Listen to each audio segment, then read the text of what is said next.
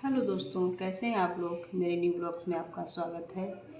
तो आज मैं कुछ महत्वपूर्ण टॉपिक पे बात करूंगी, जैसे कि टीजीटीपी 2026 जो आने वाला है, आने वाली वैकेंसी के बारे में बात करूंगी। मैं सोच रही हूँ कि मेरे व्यूवर्स का कमेंट आया था कि मैम अपना टाइम टेबल बताइए कि आप किस तरीके से पढ़ती थी, और उसका बताइए मुझे बहुत दिक्कत हो रही है। हम लोग कुछ समझ नहीं पाए, जो नए बच्चे वो नहीं समझ पा रहे हैं। मैं समझ सकती हूँ कि मैं भी नई थी तो नहीं समझ में आता था।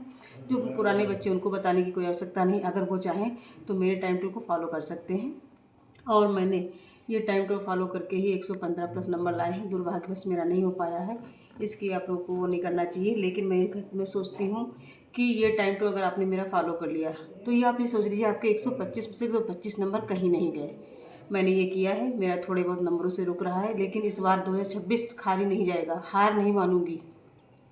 तो मैं अपना जो मैंने टाइम टेबल बनाया, बहुत समय निकाल कर, कल मैंने अपना वीडियो नहीं डाल पाई थी, तो आज मैंने टाइम टेबल बनाया है। तो आप लोग देखिए, मैंने 11 दिन का टाइम टेबल बनाया है। ये देखिए कि फर्स्ट दिन आपको क्या करना है। ये देखिए फ्रेंड्स, कि आप सबसे पहले सुबह 4 बजे उठेंगे। 4 बजे उठने के बाद कि आपको क्या करना है, जो व्याकरण हमारा है, ये छोटे छोटे टॉपिक हैं, इनको कवर करने में दिक्कत होती है। ऐसा लगता है कि मतलब इनको तो आपको रोज़ रिवीजन करना ही करना है। ये देखिए, सबसे पहले आप 4 बजे उठी तो आपका ये जो टाइम टेबल है एक दिन का 4 से साढ़े 5 बजे तक है। अगर आपको ज़्यादा समय मिलता है तो आप इसमें ज़्यादा भी ऐड कर सकती हैं। ये देखिए, सबसे पहले आप क्या करेंगी, पर्यायवाची शब्द। पर्यायवाची शब्द कितने पढ़ेंगी, कम से कम 200 पर्यायवाची शब्द आपको पढ़ना है। फिर अनेकार्थक शब्द, ये भी आप 200 पढ़ लेंगी। विलोम शब्द भी 200 शब्द पढ़ लेंगी। फिर क्या करेंगी, 125 प्रश्न की प्रैक्टिस। ये प्रैक्टिस सुबह नहीं करेंगी, जब समय आपको समय मिले तब कर सकती हैं। और उसके बाद में हमारा शुरू होता है साहित्य, हिंदी साहित्य का इतिहास शुरू होता है, जिसमें हमारा ये आता है कि आदिकाल और रीतिकाल। आदिकाल और रीतिकाल ज़्यादा बड़ा टॉपिक नहीं है, ये हमारे छोटे छोटे हैं, तो इनको हम एक दिन में कवर कर सकते हैं। आप कवर कर लेंगे आदिकाल को, 3 घंटे में आप संपूर्ण आदिकाल को ख़त्म कर सकती हैं। रीतिकाल भी ख़त्म हो जाएगा आपका। फिर आइए दूसरे दिन देखिए, फिर सुबह का वही रूटीन कि सुबह 4 बजे उठेंगी, फिर 5:30 तक फिर आप पढ़ लेंगी वाक्य शुद्धि के प्रश्न पढ़ लेंगी, मुहावरा पढ़ लेंगी। फिर 125 प्रश्नों की प्रैक्टिस जब आपको समय मिले तब। फिर पूरा भक्तिकाल, आप पूरा भक्तिकाल ख़त्म कर लेंगी। मैं ख़त्म करती थी इसलिए मैं आपको बता रही हूँ। और शुरुआत में क्या होता है, हमको लगता है दिक्कत हो रही, लेकिन अगर आप इसको 11 दिन करके देखेंगी तो फिर आप इसका जो है देखेंगे कितना हमको लाभ हुआ, कि हम वो क्या कर सकते हैं क्या नहीं। फिर दूसरी बात, पूरा भक्तिकाल आपने ख़त्म कर लिया। उसके अगर टाइम आपको मिले तो संस्कृत व्याकरण में जो शब्द रूप और धातु रूप पूछे जाते हैं वो आपको 5 पढ़ने हैं। क्या पढ़ने हैं, गुरु का, राम का, नदी का, मति का। आपका इस साथ से सारा कवर होता चल रहा है। देखिए दोस्तों, फिर आप 3 से 4 दिन, 4 दिन का मतलब ये हुआ कि 2 दिन में फिर वही रूटीन हो गया। फिर हम आप सुबह से उठ के वर्तनी शुद्धि पढ़ लेंगी, तत्सम तद्भव पढ़ लेंगी, फिर 125 प्रश्नों की प्रैक्टिस कर लेंगी। और उसके बाद आधुनिक काल, ये हमारा 2 दिन का टाइम टेबल इतना है। आधुनिक काल बड़ा टॉपिक हमारा है, तो ये हमारा 2 दिन में कवर होगा, क्योंकि इसमें आधुनिक काल में भारतीय युग, द्विवेद युग, छायावाद, प्रगतिवाद, प्रयोगवाद, तो ये सारे आते हैं। तो इसमें हमारा 2 दिन में लग जाएगा, 2 दिन में हमारा कवर हो जाएगा। फिर आइए हम लोग देखते हैं 5 से 6 दिन में। फिर वही रूटीन आपका रहेगा कि अनेकार्थक शब्दों के लिए एक शब्द आप पढ़ लेंगी, कम से कम नहीं तो 200 शब्द आप पढ़िए। संस्कृत व्याकरण में धातु रूप जो आते हैं उसमें से 5 लकारें आप पढ़ेंगी और 6 शब्द रूप सुबह पढ़ लेंगी। बहुत जल्दी हो जाता है, बहुत ईजी है, कोई दिक्कत नहीं होती है। ये तो आपका 10 से 15 मिनट लगेगा इसको पढ़ने में। और जब इनको आप रोज़ पढ़ेंगी तो आपको बताएं पूरे आपको रट जाएंगे, कोई दिक्कत ही नहीं होगी। जिसमें हमारा हरि का, मधु का, बालक का, राजा, रमा, वारी। वारी बहुत महत्वपूर्ण है, ये बहुत तो पूछा जाता है, इसको ज़रूर आप पढ़िएगा अच्छे से। अब आइए देखते हैं, ये हमारा 5 से 6 दिन के बाद फिर इसमें क्या करेंगी आप, दिन में क्या करेंगी, नाटक, आधा नाटक पढ़ेंगी और आधा उपन्यास, क्योंकि ये जो हमारी गद्य विधाएँ हैं ये थोड़ी बड़ी हैं। इनको भी हमारा 2 दिन का शेड्यूल इसका है, 2 दिन में आप इसको ख़त्म कर लेंगी। और 125 प्रश्नों की, मतलब 125 प्रश्नों की प्रैक्टिस भी करेंगी साथ में। फिर आइए देखते हैं 7वें दिन। 7 दिन आपको क्या करना, फिर वही रूटीन। अब आपका व्याकरण खत्म हुआ है तो आप देखिए भाषा विज्ञान की कम से कम नहीं तो 200 प्रश्न आप पढ़ सकती हैं सुबह, कोई दिक्कत नहीं। रस आप पूरा का सुबह उठ के कवर कर सकती हैं, 125 प्रश्नों की प्रैक्टिस से।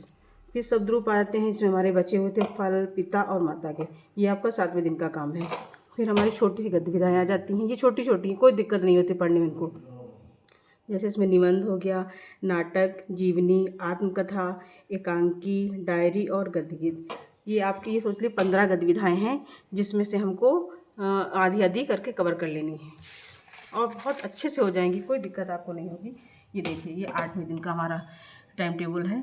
तो ये देखिए सुबह 4 से वही 5:30, फिर अब आपका उधर टॉपिक वो खत्म होगी, अब आप व्याकरण पे शुरू हो जाएंगी कि सुबह उठ कर आपको क्या पढ़ना है। ये संज्ञा, सर्वनाम, लिंग, वचन ये पढ़ लेंगे। फिर 125 प्रश्नों की प्रैक्टिस कर लेंगी।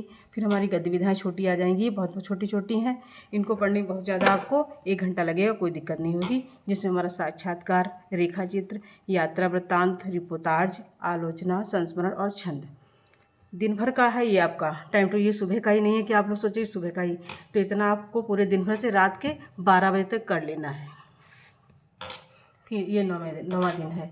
9वें दिन में आप क्या करेंगे, फिर वही सुबह फिर आप व्याकरण से उठाएंगी। सुबह सुबह कारक, विराम चिन्ह पढ़ेंगी और पदबंध पढ़ेंगी। 125 प्रश्नों की प्रैक्टिस करेंगी। फिर 200 प्रश्न आप संपूर्ण व्याकरण से पढ़ेंगी या प्रैक्टिस भी कर सकती हैं।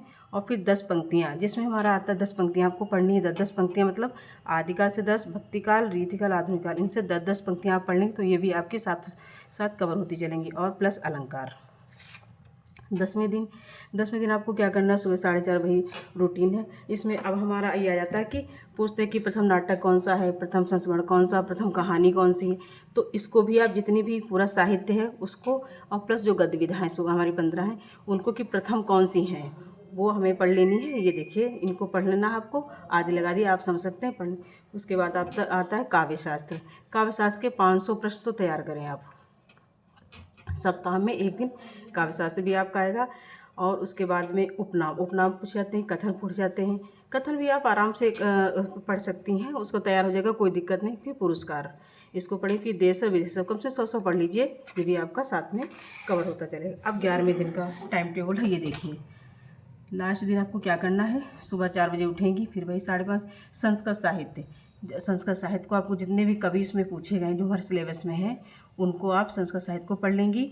उसके बाद में व्याकरण जो टॉपिक बच गए हैं उसको पूरा आप ख़त्म कर लेंगे। 11वें दिन आपको यही करना है कि आपने टॉपिक जो व्याकरण पढ़ा है उसको क्या करेंगे, 11वें दिन आपको संपूर्ण टॉपिक को ख़त्म कर लेंगी। उसके बाद में 125 प्रश्नों की प्रैक्टिस करेंगी। फिर आप 200 प्रश्न व्याकरण के पढ़ेंगी और 200 प्रश्न संस्कृत व्याकरण पढ़ लेंगी। उसके बाद में जब 11वें इतना टॉपिक कवर करने के बाद ये हमारे टॉपिक इतने 11वें दिन बचेंगे, जिसमें हमारा संधि है, विशेषण है, समास, क्रिया, प्रत्यय, अव्यय शब्द, वाक्य, उपवाक्य, वाच्य, काल, उपसर्ग, ये आपके 11वें दिन टॉपिक बचेंगे व्याकरण के। ये व्याकरण आपका आराम से खत्म हो जाए, कोई दिक्कत, आप करके देखिएगा एक बार और आप कर लेंगे। 1-2 बार आपको लगेगा कि बहुत कठिन, ऐसा कुछ भी नहीं, कुछ भी ऐसा नहीं है इसमें आप जो कर नहीं सकती।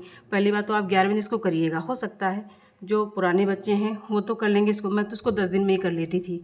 मेरे घर में मेरा भी परिवार है, मेरे घर में भी वो सब लोग हैं, जॉइंट फैमिली है, तो मैं जब कर सकती तो आप क्यों नहीं कर सकती। तो जब आप और फिर आप क्या करें, जो नए बच्चे ये करें कि जितना भी आपने पूरा 11 दिन पढ़ा है उसको क्या करेंगी, उसको आप पढ़ने के बाद 11 दिन में कवर करने के बाद आप क्या करें, हर टॉपिक से 12वें दिन 2 दिन, जो नए बच्चे हैं 2 दिन क्या करें, जितना भी आपने पढ़ा है चाहे साहित्य हो, व्याकरण हो, काव्य शास्त्र, उससे आप 100 प्रश्न जो है हल करेंगी 12वें दिन।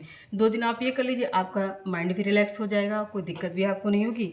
उसके बाद में अगर मेरा कोई टॉपिक छूट गया हो तो आप हमें कमेंट में ज़रूर बताइएगा और मेरे चैनल को लाइक करें, सब्सक्राइब करें और कमेंट करें। धन्यवाद।